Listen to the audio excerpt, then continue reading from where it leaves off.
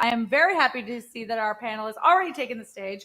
And so all I have to do is introduce our moderator, Marc Johnson, professor and director of the School of Environment, UTM Center for Urban Environments. Pardon me.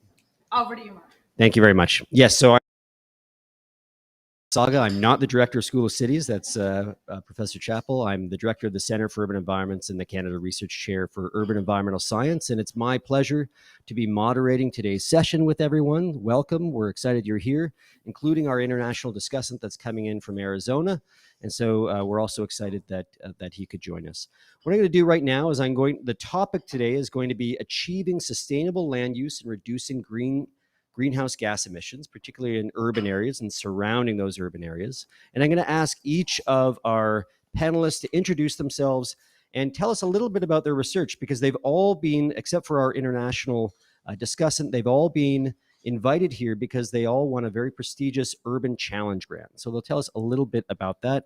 I think we'll start at the end, actually, with Professor Saxe, and then we'll move our way across for the introductions. Please. Hi, I'm Shoshanna Saxe. I'm an associate professor in civil and mineral engineering, the Canada Research Chair in Sustainable Infrastructure, and the director of the Center for the Sustainable Built Environment, which I do recognize is a ridiculous way to introduce myself, but those are my official titles. Through the School of Cities Urban Challenge grants, I've been leading a project looking at the tension between housing justice and climate justice. On one hand, in Ontario, we have a widely acknowledged housing deficit of about 1.5 million homes. And on the other hand, we use a huge amount of climate resources and also resources to build housing. And so if we are going to triple the amount of housing we build every year, how can we possibly do that within our climate budget? And just for scale, the models that we've run in my research group of how much greenhouse gas emissions we would need to triple our housing construction and supportive infrastructure if we continue in business as usual would require by 2030 80% of our GHG budget. That's completely not viable. We can't use 80% of our GHG budget just for construction. We have to run the whole rest of the economy. So we need to do both from a matter of justice and function, housing justice and climate justice. So how can we change the way that we build in terms of our land use, in terms of our housing form, in terms of our design and material selection, so that we can build these 1.5 million homes we need in Ontario or 5.8 million homes we need in Canada within our climate limits? Great, thank you so much. And I'm just going to ask, can you hear me at the back? Because this does not project out through the speakers. So we're all good? Great. Next is Dr. Halim. Hello, everyone. Good morning. I am Mohammed Abdul Halim. I am a postdoctoral fellow and a recipient of the Urban Challenge grant. The project that I am dealing with is developing an automated monitoring system for green roof in the city of Toronto. Since 2009, after the city has passed the bylaw to have green roofs mandatory in roofs that are newly built with areas 2,000 meters square. There has been more than thousands of green roof permits, but the challenge is cities also are paying incentives for the green roofs, but the challenge is we do not know the status of the green roofs. Are they thriving? Are they already gone? So this project leverages on the aerial image that the city collects every year. And I am using artificial intelligence and the remote sensing data to develop a simple automated software that will just feed in, take the aerial image as the input and return the a green roof area and healthy status within the city. So that's what I am after. Thank you. Great, thank you so much. And Dr. Cardou. Thank you. So my name is Françoise Cardou. I'm a postdoctoral fellow at University of Toronto Scarborough. I study plants in cities, and specifically I study how we impact urban forests and how they impact us. And so within the Urban Challenge Grant Program, I've been leading a project looking at the historical configuration of woodlands in Toronto, looking back to the 1930s. So we know that urban forests give us an amazing amount of ecosystem services. These ecosystem services are scale dependent. That means spatial configuration matters. Carbon capture, for instance, it's okay if it happens anywhere across the world, but to benefit from urban cooling, for instance, you need to be a few dozen meters from trees to benefit. And so spatial configuration matters. People know that. They pay more money to move to neighborhoods that have immediate access to green spaces, and that creates feedback that over time shape how green spaces are distributed across the cities.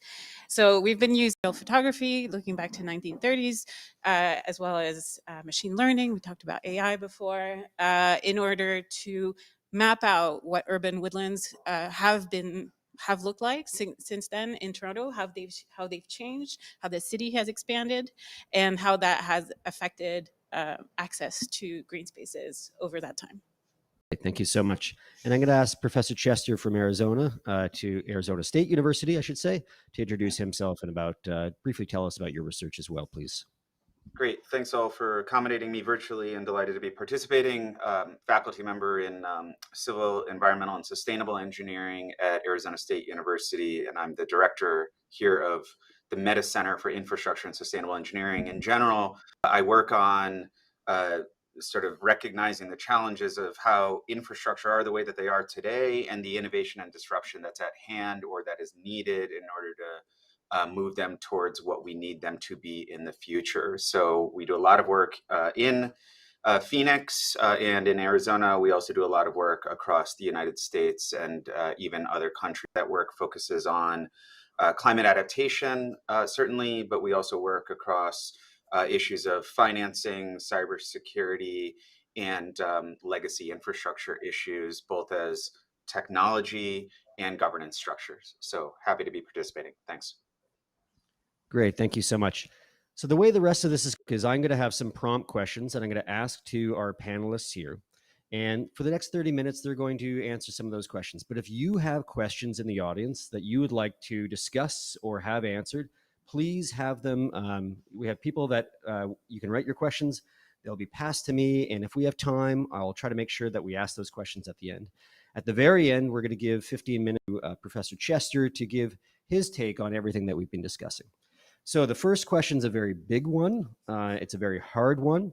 And I'm going to put it to Dr. Cardou first, but we'll give each person a chance to talk about it. The question is, can we achieve sustainable land use and reduce greenhouse gas emissions in cities? And one thing I would ask you to kind of speak to is, when you're thinking about this question of can we achieve sustainable land use, what do you mean by sustainable land use? What does that mean to you? So I'm thrilled to go first for that. Okay, so I think we can only advance on the idea that sustainable land use is possible. For me, sustainable land use means achieving sort of matching up the range of what we want, the range of goals that we have for cities with the range of what is actually possible, and finding the overlap between those two sets of things. I think in order to achieve sustainable land use, the key is to look at the full of the goals that we have and not to focus on any single dimension that, for instance, might be easier to quantify.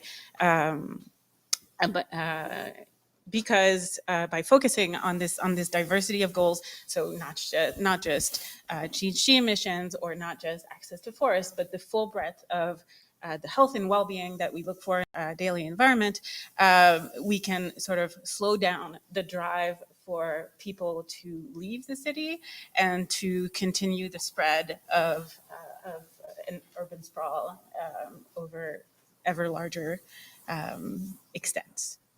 That would be my answer. okay, thank you. Dr. Halim, what's your take on this question? Can we achieve sustainable land use and reduce greenhouse gas emissions? Thank you. So I have a little bit of notes, so I'll take use of that. So to answer that question, I will focus on the project that I'm working on. So to me, the sustainable land use is the concept encapsulates a balanced distribution of land, water, biodiversity, and other resources. And it must harmonize the competing interest, and secure human need now and in the future, blending environmental, social, and economic elements. So from this point of view, the concept of green infrastructure is an approach toward sustainable land use. I am mainly interested in the green roof part, but when we talk about can sustainable land use reduce greenhouse gas emission, I think yes, it's possible to some extent. For example, if we enhance green infrastructure, if we promote urban development to minimize the compact urban development, minimize the need for building material transportation, improve public transportation, and encourage walking and cycling within the cities, and transitioning to renewable energy, encouraging sustainable practice in industries and business within the cities. Now, if I just focus on the green roof infrastructure, particularly green roofs are not new. Those are age-old solutions. They are visually appealing and at the same time contribute substantially to the sustainable urban living. And commonly they're designed for stormwater management, but they offer an array of other environmental benefits, including biodiversity, improve air quality, reduce air temperature, and also curb energy consumption during summertime. In one of my recent study, I found that green roof substrate can absorb a good amount of atmospheric methane, which is a potent greenhouse gas. And when added with biochar, a form of active carbon, it can absorb the methane, which is comparable to the urban forest soil. So I believe, yes, the mechanism that I'm working on, it has the potential to curb the greenhouse gas emission from the cities. Okay, thank you very much. Professor Saxe.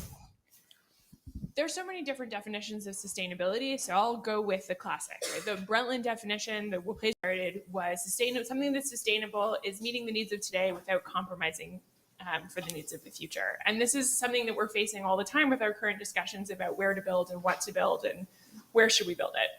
So I think there's a very easy answer for sustainable land use. If we want to have access to nature and clean air and the ability to grow food and the ability to move around, we need to have land. So the answer would be that we build only in land that we have already built on. And that's a pretty extreme answer for Ontario or North America at the moment, but it is physically possible. It's politically hard, it's policy hard, but we need to do it.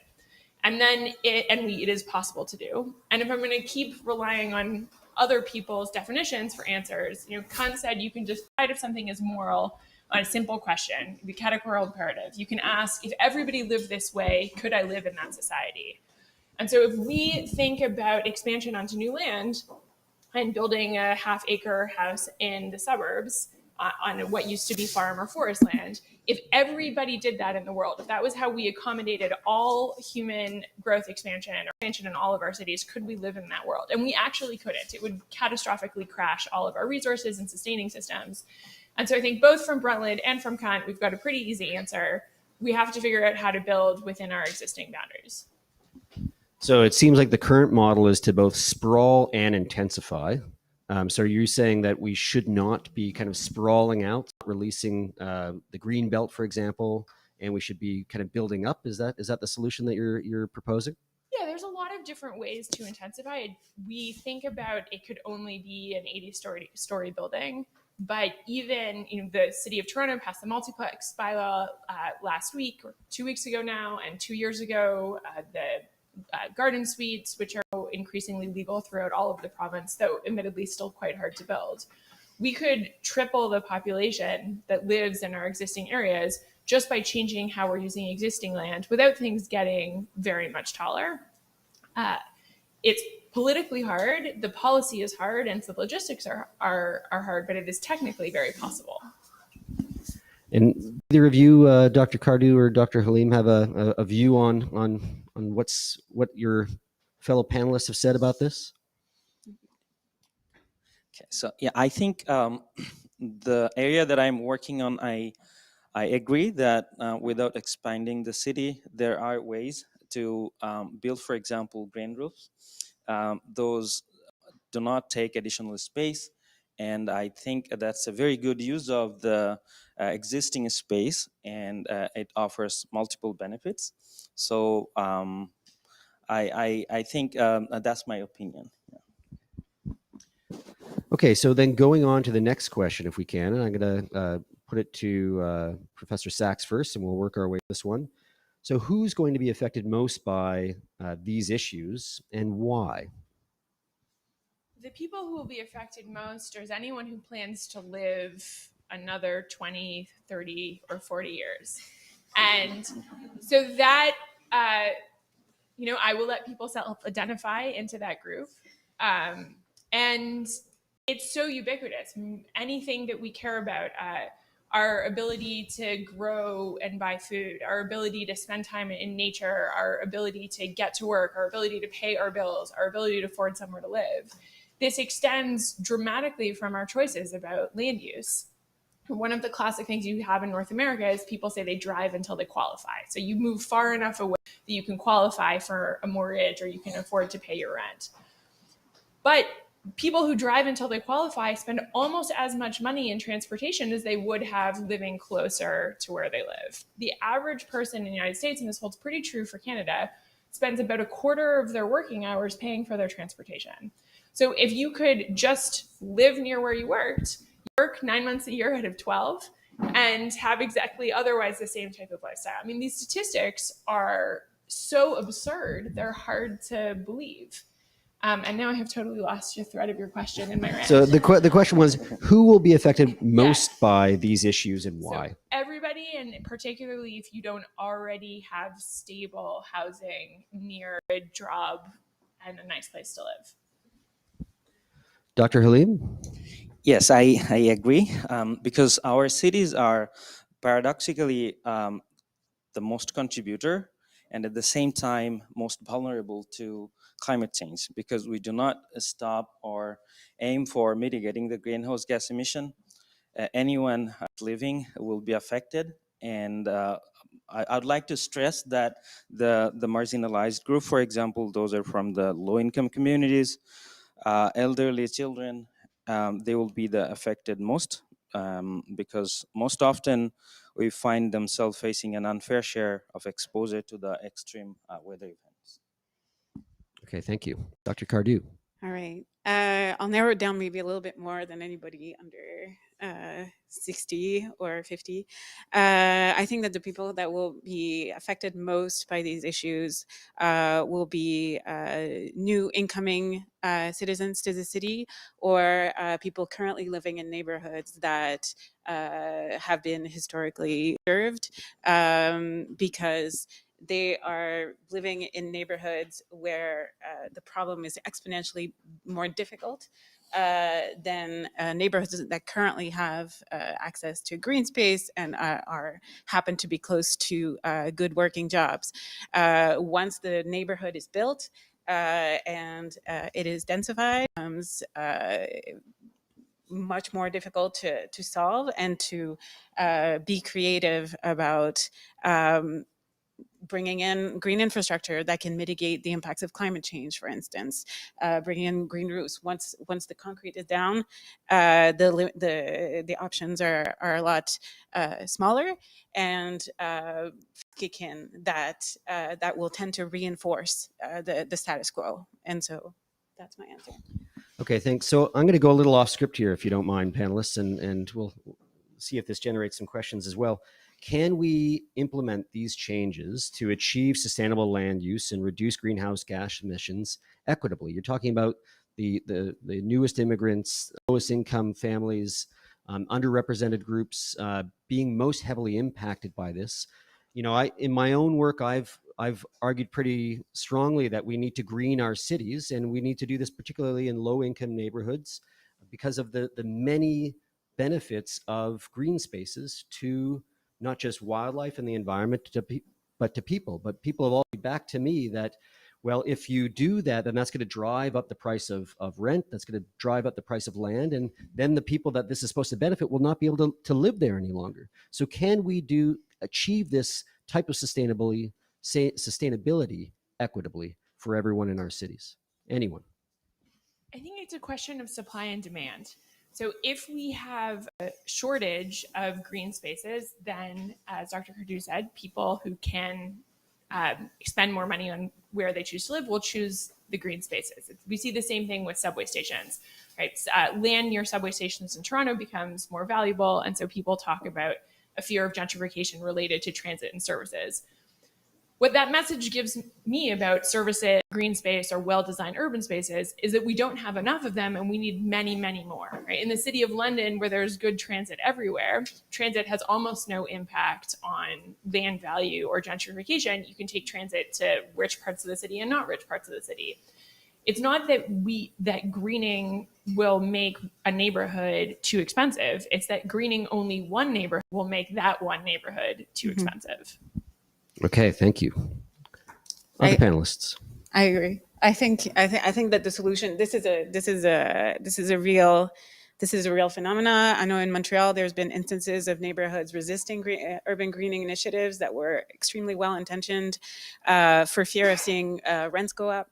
And that the only solution is to try to spread the green around and to do it at a city scale in a concerted way in order to counteract these market forces that otherwise would sort of, I'm moving my mic around, would start to target specific neighborhoods.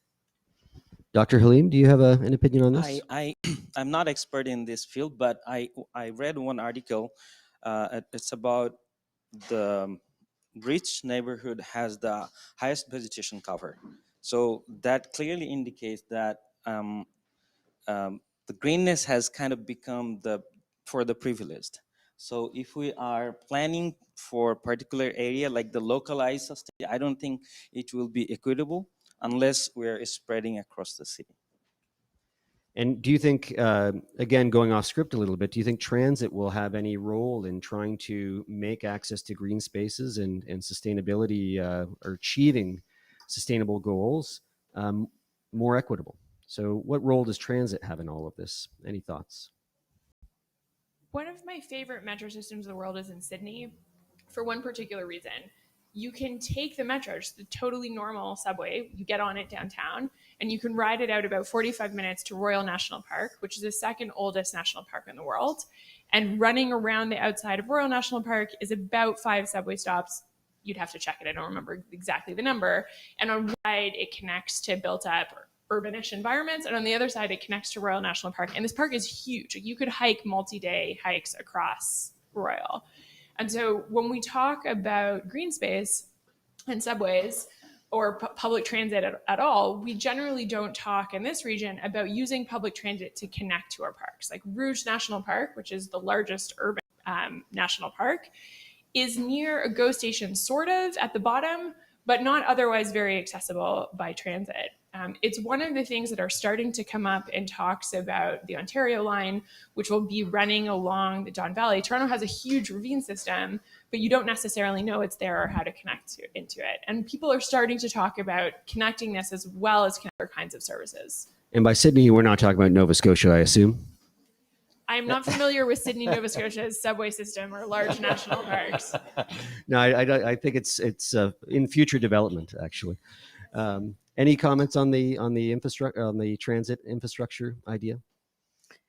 Well, so I would caveat that maybe with sort of a different perspective. I think we saw some really interesting work in the previous panel from access to green space and how people travel there. What's the service shed of a neighborhood park? And most people, once in a while, they might take an hour or something to go to a big park, but by and large, people's interaction with the natural world is going to be what's in their 10-15 minute range, because that's the time that we have in a day, or we might have to do it twice because we have to take out the dog, and so I think that transit in having walking spaces and bike paths at a very local level is critical to increasing people's access to green space. And maybe the thing I'll add to that, and also riffing off of what Professor Saxe was saying, in Sydney specifically, they also have an amazing water system for transit as well. So you can travel all along the coastline there, the bay, which, you know, we can get up to Toronto Island here in Toronto, but you certainly can't do that in Mississauga. And it would be nice if we could make more access or make our waterfront more accessible. One thing I would add to what Dr. Cardou said is if we have more public transit, we can dedicate less road space to cars and use more of that for local green space or tree canopy. A lot of our roads, which are currently wide, used to be much thinner and have either medians that were full of trees or sidewalks that are full of trees, and we took them down to make car lanes. And so if we move away from auto dependence, we can take back some of that space for the way it used to be to have more green space and cover in the city. So before we go on to the next question, there was a question that's very germane to what we've been talking about here. And the question was, your idea of demand to combat gentrification is interesting. What are your thoughts in the distribution of resources to maintain these spaces? And how do we ensure that the maintenance is just as well distributed and equitable? So I think this goes to you, back to you, Professor Saxe. So we have to be willing to pay for our stuff. There's no magic way to keep our parks maintained without paying for them. And we have spent most of my adult life in this city and this country pretending that there's some magic way where we never pay for stuff and everything works out. So to have good parks and to make sure they're maintained, we have to have a tax base that can pay for a park staff that can maintain the parks. Simple solution. There may be some pushback on that one from the voters, but yeah, it's totally fine. You can have one or the other, right? We can have maintained parks or we can have really low taxes. Pick one. Yeah, no one's ever happy with the middle ground, I think, on those. Okay, so I'm going to go on to the third question. Then we have quite a few questions that have come in, and keep sending those questions in if this is kind of twigging any into and you have anything you'd like to discuss with the panelists. So the third question here is, what are the types of policies, programs, and investments that need to change at the provincial, municipal, or federal levels to achieve sustainable land use? And Dr. Halim, I think we'll start with you, if that's okay. Great. Thank you. So I think to mitigate the greenhouse gas emission through sustainable land use, a combination of policy reform, investment, and program development is crucial. So I'll just focus on the green infrastructure bit. So I believe green infrastructure support needs to be expanded because there is a minimal support as an incentive for having green roof, but that needs to be expanded. And also we need to establish a practical monitoring scheme for the green roofs. On the project that I'm working on, I believe will add a lot of value to that. And also, in most cases, people do not take care of their green roofs, for example, because it's management intensive. If there is a system like that is less intensive, management intensive, then that would ensure that the green infrastructure thrives. And most importantly, I believe that we should broaden our focus beyond new buildings, and we can try and think of retrofitting green roofs in older buildings that are suitable for that. And last but not least, like this is very important. So it's a key for fostering cultural change and support for sustainable policy. So these are the changes I think is important. Okay, thank you very much. Dr. Cardou, over to you. Yeah, I'm gonna take two policies maybe, and just sort of point to those as areas where I'd like to see improvement. I think when we plan restoration across the cities, I was talking about how hard it is to put in new green spaces in places that have already been sealed up with concrete. I think we need to take a harder look at these hard places. Oftentimes there's limited, and the easiest thing is to restore sites in areas that are easy to restore, and that happens to be where there's a lot of open green spaces, lawn, for instance, and that happens to be where there's usually also quite a bit of canopy cover. And so going the easy route on restoration and focusing on extent, for instance, tends to foster restoration in areas that are quite well served in terms of green spaces. The second policy that I think could really help us think about the long term of ecosystem delivery, ecosystem service delivery in cities would be to focus a little bit less on the number of trees that we're planting. For those who have been following this conversation, there's quite a bit of Justin Trudeau has said we want to plant, so many billion trees, and we're hearing the same thing in cities with increasing canopy cover. Toronto has a canopy cover of 28%, which is thank you, which is pretty close to what we normally aim for in city, which is often 30%. But when we focus on that number of trees that we put in the ground, the motivation becomes putting as many seedlings in the ground as possible. But it's actually really hard to grow trees in cities. Many of them die.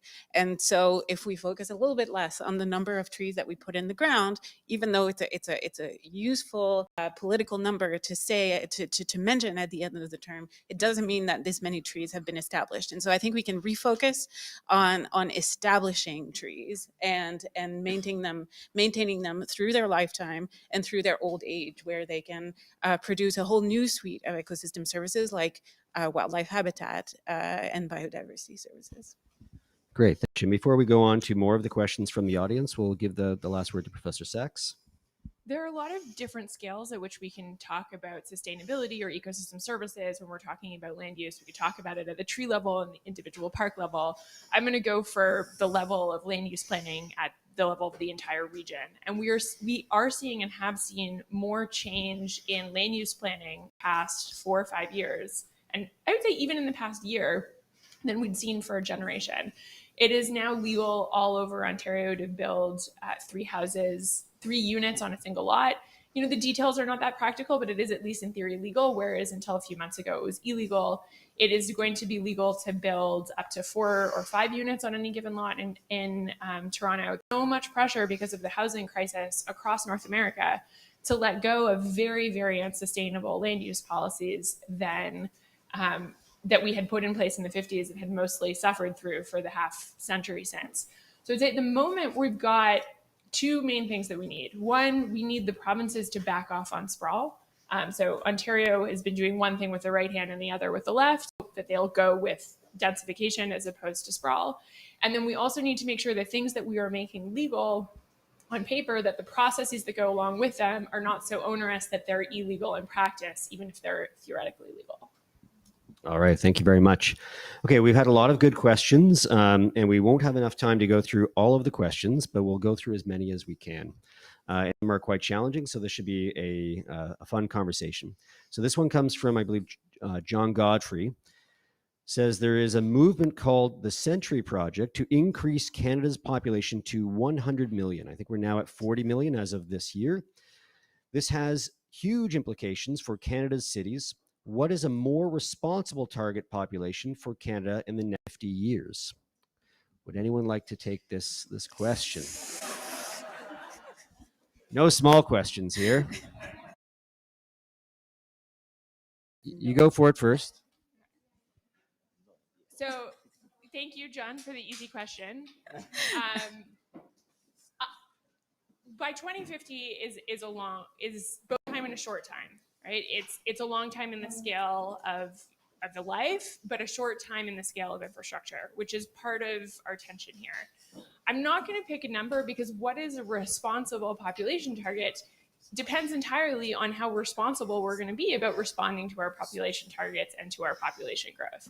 And so I think, 60 million by 2050? There are lots of really good reasons Canada should have 60 million by 2050, including that we're one of the safest places from climate change.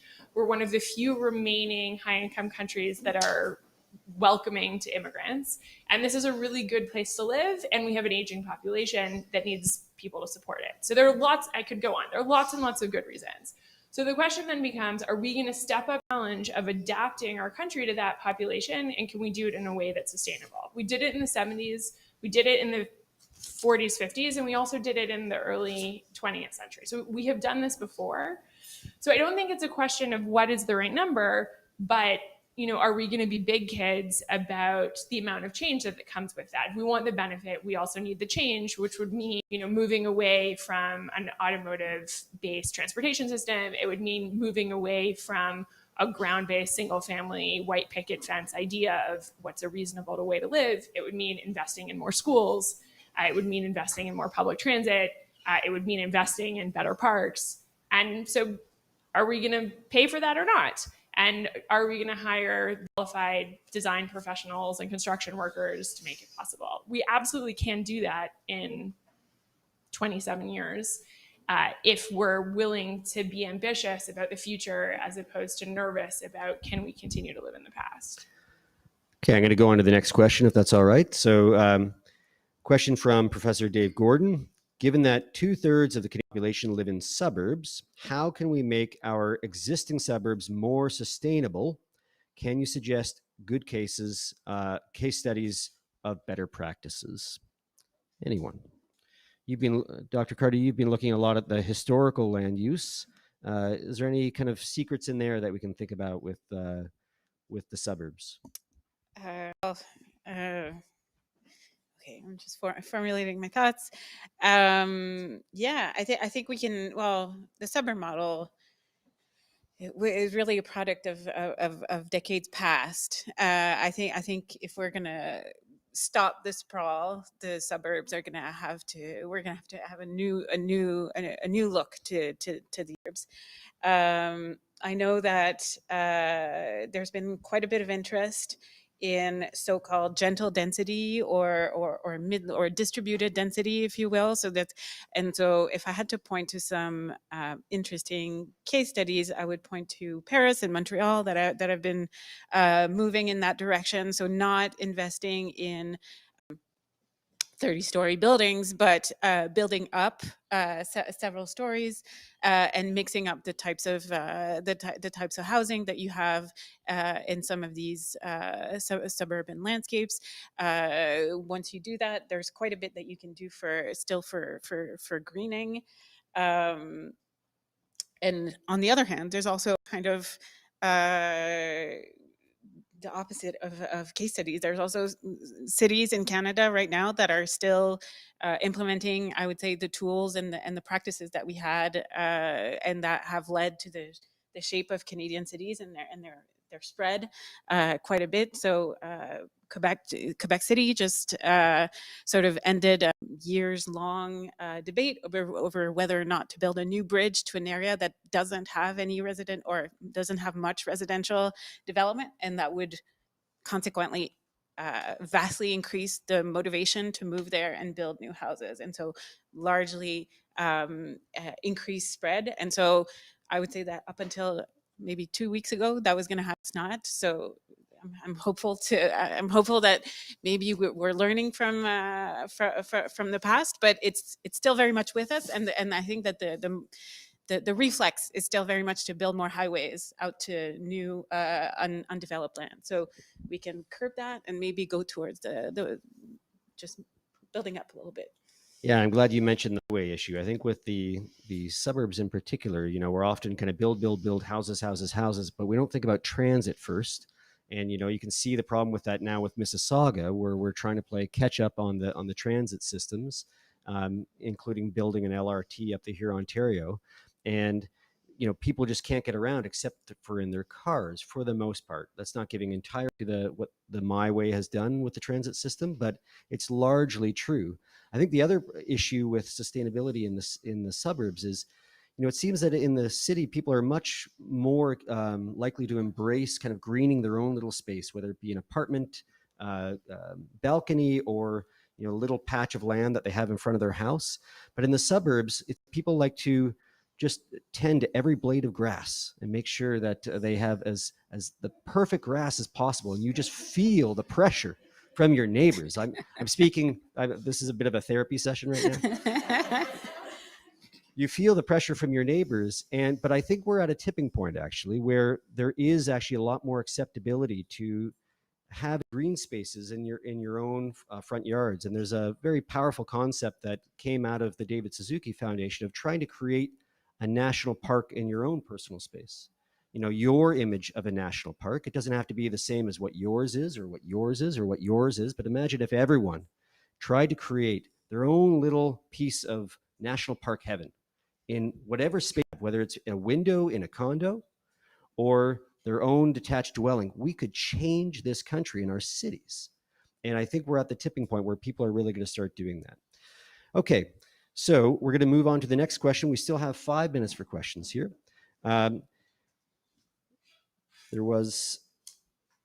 Make sure I have them all here.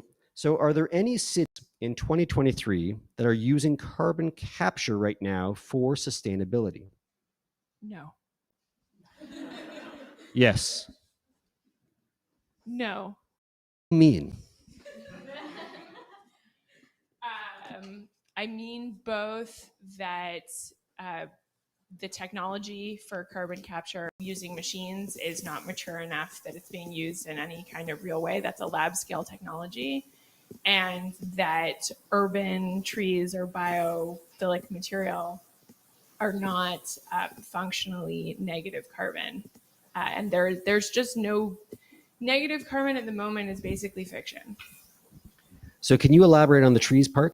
You know, my impression was that planting more trees is carbon negative and that it is part of a solution, but are you saying that it's actually net positive? And I see Dr. Cardou is also shaking her head, so let's let her come into this conversation here. Well, I don't do carbon accounting, and I'll be curious to hear what Shoshanna says. But among urban, it's very popular to talk about urban trees and capture carbon. The reality is that urban trees, many of them die very young, and so to capture carbon, it has to stay in the biomass. It's only ever a temporary fix when it's in biomass, unless you're going to make furniture out of it or buildings. And yeah, they die young. The more interesting, and so just to give you proportion, when they've done accounting for specific cities, you can maybe get of all the carbon that's in natural ecosystems in cities, about 1/3 maybe is in the biomass, but the remaining 2/3 are in soils. And that's what we haven't been talking about. You can capture much more long term into soils, and you capture not just where there are trees that are hard to maintain and that take up a lot of room, but also grasslands and lawns. And so I would say that we have yet to fully account for that soil carbon. But I'm generally on the side of trees, or at least especially in cities, are not the carbon capture panacea. So at this point, I realize that I am what's between you and lunch, and so we're going to move on from the rest of the questions. I'm sorry if we didn't get a chance to get to your questions, and we're going to go to Professor Chester, who's been listening very patiently in Phoenix, beautiful Phoenix. And so let's give it to Professor Mikhail Chester to give us his perspective on this topic, achieving sustainable land use and reducing greenhouse gas emissions. Professor Chester, please. Yeah, thanks, guys. Awesome conversation. Wonderful to hear the perspectives and the great things you guys are working on. I got one glimpse of the audience, so I think I saw the range and diversity of people who are in the There's room. Thousands of people here. Yeah, and so let me speak to that diversity of kind of interests and maybe charge you guys with some ways to think about some of these challenges going forward, bringing some of these thoughts together.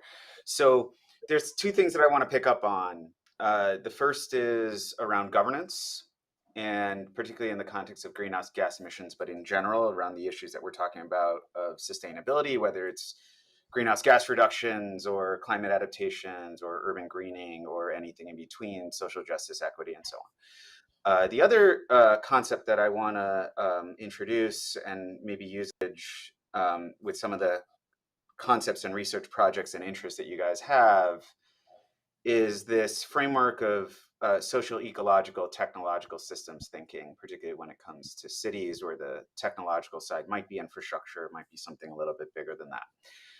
So one of the things that I was thinking about as I was listening to these, there were questions around policies, there was questions around, how do we do things, what works, what doesn't work, where are we, where should we be? And often when I hear those sorts of questions, one of the first things that I start with, and I would encourage this to the folks who are in the audience to start with think about what your actual answer is to this question is, what are the governance structures that are driving the systems that you guys are either working within or studying? What are those governance structures oriented to do? What aren't they oriented to do? So, when we talk about these major, often interdisciplinary challenges, greenhouse gas emission reductions, social justice and equity, climate adaptation, often what you're going to find is that governance structures are not designed to deal with these. We've inherited these governance structures in a place like Toronto or even a place like Phoenix that are literally decades, if not a century old. And I'm going to literally ask you guys this question, rhetorical, of course, but what is the structure of the governance systems that you guys work in? There are many different structures of governance systems. So what are the structures of those systems? If you can't answer that question, we're not going to put a dent in these questions that have been asked today. How do we reduce greenhouse gas emissions? How do we deal with justice and equity and so on? There's many different ways to configure an urban governance structure. And in the United States, typically when it comes to cities and infrastructure, what we tend to see is something called a divisional bureaucracy, where we tend to compartmentalize pavements, traffic, for example, in their own little bins, in their own divisions, as we call them, or subdivisions. We give them semi-autonomy, we give them resources. When we deal with topics like greenhouse gas emissions, climate adaptation, again, justice, equity, ... they tend not to be conducive to these divisions. So for those in the room who are older and maybe working within some of these existing governance structures, you probably have run into these challenges, and I'm, sort of charging you with thinking about, what the limitations are, where you guys are capable of actually, implementing substantial greenhouse gas reduction policies, why you can't, what are the sort of forces that are working, again, probably well aware and familiar with those. For those who are younger and have yet to step into those systems, I'm going to charge you with this idea of thinking about what a governance structure that substantively deals with these sort of monumental, wicked, and complex challenges that we're talking about here looks like for the challenges going forward. So I can count on one hand, I would suspect you guys are in the same boat, of cities or infrastructure agencies that have been able to really self-reflect. It's a concept called reflexiveness, and ask, hey, we're not structured to deal with these problems in any sort of meaningful way. Yeah, we can do a little bit here, we can do a little bit there, but we're simply not structured governmentally to deal with these challenges of 2100. We're structured to deal with the challenges of 1980 or 1950 or 2000. And to actually go a step forward and write down on a napkin or a white paper, how would we blow up government and restructure it for these challenges going forward? And when we see these cities ask these questions, often they arrive at solutions or governance structures that simply reflect the systems that we have in place today. So I heard one question, what are the policies that would ... When I hear those sorts of questions, they're great questions and important questions, and yeah, we need to go with it. We need to be able to answer them. But in many ways, I think through sort of these policies as layering on top of significant constraints that are already in place that ability to do these things, right? As opposed to policies that might restructure governance to deal with the challenges of 2100. So that's maybe one place to start. And, I would encourage you guys to think about, in general, like what it is that Toronto, the municipality, municipal planning organizations, even broader regions, and up to a federal level might be doing differently to structure themselves to be able to deal with these challenges going forward. By the way, when I think about governance, particularly in the United States, around infrastructure and around cities, literally you could follow the breadcrumbs and you can see where it emerges from. And it emerges from the consolidation of the roads in the middle half of the 1800s. And the railroads consolidated around divisional bureaucracies for a reason. And that was the hallmark of how you governed in the middle to late 1800s. And it persists today, even without us sort of questioning why we do that. The other concept that I wanted to introduce, and I particularly heard this in Dr. Cardou's work and Dr. Halim's work, and also Dr. Saxe's work for sure, is this idea of social, ecological, and technological systems thinking. So there are these domains of research that have existed for a long time around socio-ecological systems or socio-technological systems. And more as we think about those, again, wicked and complex challenges at the nexus of cities, greenhouse gas emission reductions, climate adaptation, there's this increasing recognition of a need for cross-domain social / organizational, ecosystem, as well as technological / infrastructural capability trade-offs. And I'm starting to hear that come through in the talks that I'm hearing today. So, Dr. Cardou in particular was talking about, tree planting, and, I think, you were quite pragmatic about the limitations of tree planting, right? And I think about Toronto, or I think about Canada in general. I grew up in Connecticut, not on the road from you guys. And by the way, guys, living in Arizona, it's a totally different beast, as you know well, right? So you guys deal with, in Canada, the problem of investing energy in many ways to keep green, managed in some ways. Like, I remember a lot of my childhood was spent in Connecticut mowing grass for my grandparents on horses for my own house. It's basically like managing nature in a very particular way by investing energy in a very particular way, right? Now that I live in Arizona, I invest energy in nature in a very different way, right? I'm trying to get that tree to grow, sometimes in a place where it shouldn't be growing, or sometimes in a way in which I'm bringing in water, right, to put trees into a place where it just wouldn't exist in that density, right? And it's a very different problem. So, when we're talking about tree mortality, Dr. Cardou, you were very pragmatic about this.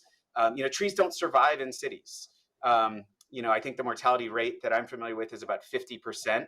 And that's because we simply didn't design our cities to accommodate all of this greenness. Maybe we should, but we haven't.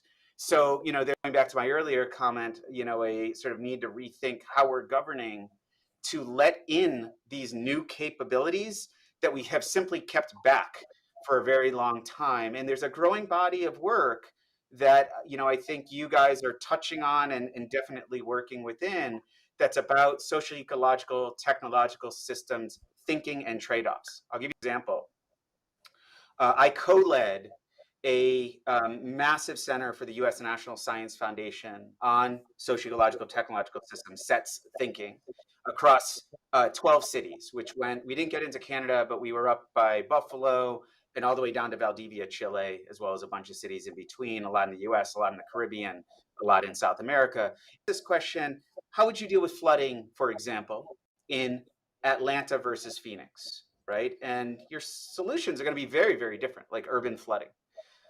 But one of the things that we often did was sort of ask these questions about trade-offs between these different systems. At times, you might want to harden infrastructure.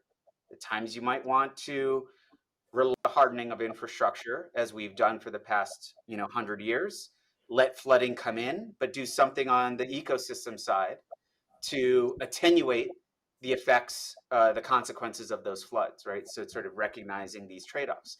And I think this is really important. So, as we think about green roofs, as we think about urban forests, even greenhouse gas emissions, there might be this tension or,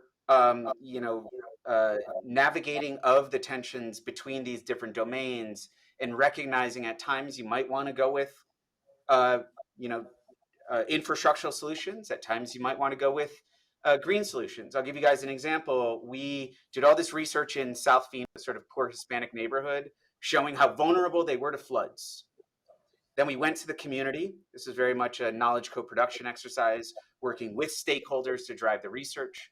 And we said to them, hey guys, here's all this great climate science, all these wonderful maps showing how vulnerable you are to flood. And here are these blue spots or hot spots where you're more likely to see floods under RCP 4.5 or, this, that, or the other. And they looked at it and they said, yeah, great. We recognize that this is an issue. We certainly think this is something of significance to us. But if we had to prioritize this on the list of things that we care about, we're going to put it really, really, really low on the list, because, we don't have, we're in food deserts where we don't have, grocery stores. We don't have green space for our kids to play. Our infrastructure is beat up in general. And we sort of internalized this, and we went back to, our kind of ivory towers of academia, and we said to ourselves, given the priorities that they put in front of us, is there anything that we could work with here? And actually, one of the things that was, as I said, they don't have green space for themselves, for their kids, and so on. And we then said, what do solutions to flooding look like that introduce green space into these communities? Bioswales was one obvious one that came up. So we went back to them 6 months later and we said, hey guys, we think there might be something around bioswales. It's going to attenuate the flooding, nutrients in, give you green space, cool the environment, ... And it gives you what you've been looking for. And they said, great, how do we get bioswales into our community? And we then said, oh, I don't know. Yeah, we modeled it, but I don't know how you actually do it. So we went back to the drawing board. 6 months later, we come back, we've researched all of these governance structures, all of these processes for introducing green infrastructure, how funding works, and so on. And we actually developed a roadmap with the community of how they participate in governance processes to steer funding away from where it would traditionally go towards things like bioswales, parks, and green space. It was a very different problem that we saw in sort of thinking about these, again, socio-ecological, technological systems thinking, but also working with these communities and how they introduce things like green infrastructure. And ultimately, that sort of opened up the door to a lot of different ways in which we were doing our research that I think was quite fruitful, sort of got us away from this traditional kind of mode of thinking of sort of traditional methods that we might use of assessing risk, vulnerability, and so on. The value of that, I think, is not simply in these trade-offs of recognizing the complexity of what's going on in the city. It's also in recognizing the limited resources that we have available to us. So this came up a few times, and I'll sort of end on this point. I'm very much an advocate of this idea of surgical investment. So we're simply not going to transform our cities overnight. The amount of money that we would need, the amount of resources, and so on, the amount of buy-in and so on is outrageous, right? It's untenable. I think it's impractical in many different ways. And if you ask me the question of where to invest, right, I might come with a way to assess sort of the nexus of vulnerability, criticality, and sort of focus in on particular set of communities or processes to ultimately say, here's where I think limited resources should be invested. Case in point, City of Phoenix is prioritizing the planting of a bunch of xeriscaped native trees to provide shading for high walk corridors. So you guys were mentioning, yeah, there's all this research that's showing that, there's rich people planted a bunch of trees, they have greener neighborhoods, they benefit from it. Absolutely. But the City of Phoenix is saying, yeah, but we want to actually focus prioritization of the limited resources that we have, high-risk corridors. And those high-risk corridors don't follow necessarily that pattern of what we've seen in the past. So they're basically saying, give us data on where we have a bunch of vulnerable people walking, high-density corridors of walking, and we're going to take those corridors, a mile each or a kilometer each, whatever it is, and we're going to think about what the science needs to be in order to protect those corridors, people that are working and walking on it, given the limited resources that we have. So I'll end there, guys, because I think we're at time here, and kind of hopefully that got you thinking about how you might bridge a few of these pieces together, and think about some of the, again, I use the word wickedness and complexity of the systems that are at hand here, because I think we need to embrace that wickedness, complexity in the solutions that we're developing. Thanks. Great. Thank you so much.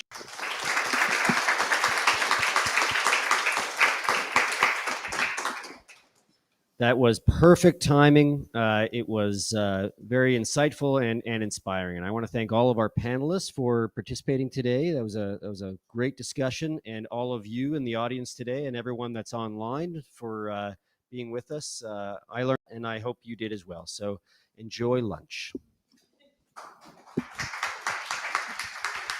So if you just want to head upstairs, there's a beautiful lunch will be served. Enjoy some of our urban landscape outside, get some vitamin D, and we'll be back here at about 1:25.